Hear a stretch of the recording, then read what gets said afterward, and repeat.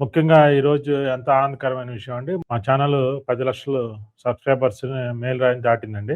దీనందరికీ మీ అందరికీ కృతజ్ఞతలండి. అయితే 10,00,000 అయిన సందర్భంగా నాకు ఇన్‌స్పైర్ అయినటువంటి భగవద్గీతని అందరికీ తెలియజేయాలనుకున్నాను. నేను 2013, 14 సంవత్సరంలో ఒక భగవద్గీత బుక్ ఒకటి ఏపిచ్చానండి బొమ్మలతోటి. ఆ బుక్‌ని నేను ఈ రోజున వీడియోస్‌ను శ్లోకాల్లాగా పంపిస్తాననమాట. ఘంటసాల గారి వాయిస్ తోటి మనకి 108 శ్లోకాలు. మొత్తం 1,00,000 శ్లోకాలండి భగవద్గీత అనేది. ఈ 1,00,000 శ్లోకాల్లో మనకి 750 శ్లోకాలు బాగా ప్రాచుర్యం పొందినాయి భగవద్గీత. బయటికి తీసుకొచ్చారు ఆది శంకరాచార్యుల వారు. ఆ 750 శ్లోకాల్లో 108 శ్లోకాలు ఘంటసాల గారు పాట ద్వారా మనకి అందించారనమాట. అది చాలా అద్భుతమైన విశేషం అండి. అయితే అది అంత తేలిగ్గా భగవద్గీత అర్థం కాదండి. నేను 2005లో ఫస్ట్ టైము చూసినప్పుడు, చదివినప్పుడు, విన్నప్పుడు నాకు అర్థమైంది 0.01% అనుకోండి. ఇప్పటికి అది 0.5% ఉంది. 1% కూడా నాకు పూర్తిగా అర్థమైందని నేను అనుకోవట్లేదు.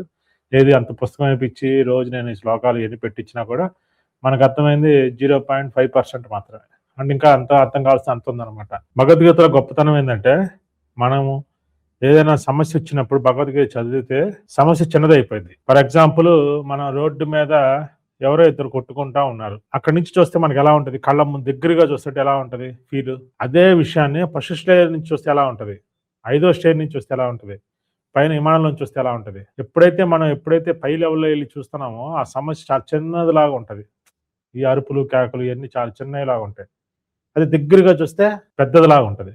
సేమ్ భగవద్గీత కూడా అంతే. మనల్ని భగవద్గీత ఏం చేసిద్దంటే, ఎలాంటి సమస్యనైనా చాలా చిన్నది సింప్లిఫై చేసేసిద్దనమాట. అందుకనే భగవద్గీత ఎన్ని సార్లు, ఎన్ని రోజులు, ఎన్ని క్షణాలు విన్నా తప్పేం లేదు, నష్టమేం లేదు.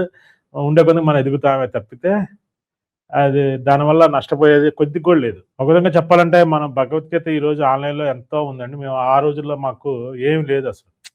ఈ సోషల్ మీడియాలో భగవద్గీత గురించి ఏం తెలీదు. 2013, 14 నేను బుక్ ప్రింటింగ్ ఏపిచ్చానంటే నేను 2008 సంవత్సరం నుంచి మేము ట్రై చేసి 4 ఏళ్ళు పట్టింది ఆ పుస్తకం ఏపించడానికి. గొప్ప విషయం ఏందంటే ప్రపంచంలో ఈ రోజుకి కూడా భగవద్గీతకి బొమ్మలతోటి ఏసిన వాళ్ళు ఒక్కళ్ళు కూడా లేరండి. యూట్యూబ్‌లో కూడా చూడండి. భగవద్గీత శ్లోకాలు 108 శ్లోకాలు రన్నింగ్ వాయిస్ వస్తది తప్పితే బొమ్మలు మాత్రం అదే ఉంటది. మేము అట్టా కాదు. ప్రతి శ్లోకానికి తగ్గట్టుగా బొమ్మ, బొమ్మకు తగ్గట్టుగా తాత్పర్యం క్లియర్ కట్‌గా మనం ఇచ్చామనమాట. ప్రతిరోజు ఒక శ్లోకం 6 గంటలకి V furniture mall YouTube channel అయితే కమ్యూనిటీ పోస్ట్‌లో లింక్ పెడతాము. డైరెక్ట్‌గా చూడాలంటే ఒక్కలగడ్డ రామ్మోహన్ రావు ఛానల్‌లో చూడండి. కరెక్ట్‌గా 1 మినిట్ మాత్రమే వస్తది. రోజు ఒక నిమిషం టైం కేటాయించండి. మీ లైఫే మారిపోయిద్ది. దాంట్లో డౌటే లేదు. ఎందుకంటే నేను ఈరోజు యూట్యూబ్‌లోకొచ్చి చెప్పినప్పుడు 2020లో ఎంతో ధైర్యం కావాలి. మనం ఊరనే ఇవాళన్నా కొద్దిగా సోషల్ మీడియా ఇంకా డెవలప్ అయింది. నేను 6 సంవత్సరాల క్రితం నేను యూట్యూబ్‌లోకొచ్చి చెప్పినప్పుడు ఒక వ్యాపారస్తుడిగా బయటకొచ్చి చెప్పాలంటే భగవద్గీత నన్ను చెప్పడానికి బయటికి తీసుకొచ్చింది. ఎందుకంటే ఆ ధైర్యం ఇస్తదింకా. మనకి భగవద్గీత అనేది చెప్పా కదండీ! ఎలాంటి సమస్య అయినా చిన్నది చేసిద్ది. ఎట్లయితే చేసిద్దో ధైర్యం కూడా ఆటోమేటిక్‌గా వచ్చేసిద్ది. అది భగవద్గీత వల్ల సాధ్యమైంది. ప్రతి ఒక్కళ్ళు అవకాశం ఉన్నవాళ్ళు రోజుకి ఒక్క నిమిషం కేటాయించండి. టైం ఉంటే రోజు వింటా ఉండండి. రోజు 10 నిమిషాలు, గంట, 2 గంటలు, 10 గంటలు విన్నా తప్పేం లేదు. తెల్లవార్లు విన్నా తప్పే లేదసలు. అంత ఎదుగుతా ఉంటారు. ప్రతి ఒక్కళ్ళు ఈ అవకాశాన్ని సద్వినియోగం చేసుకోండి. నేను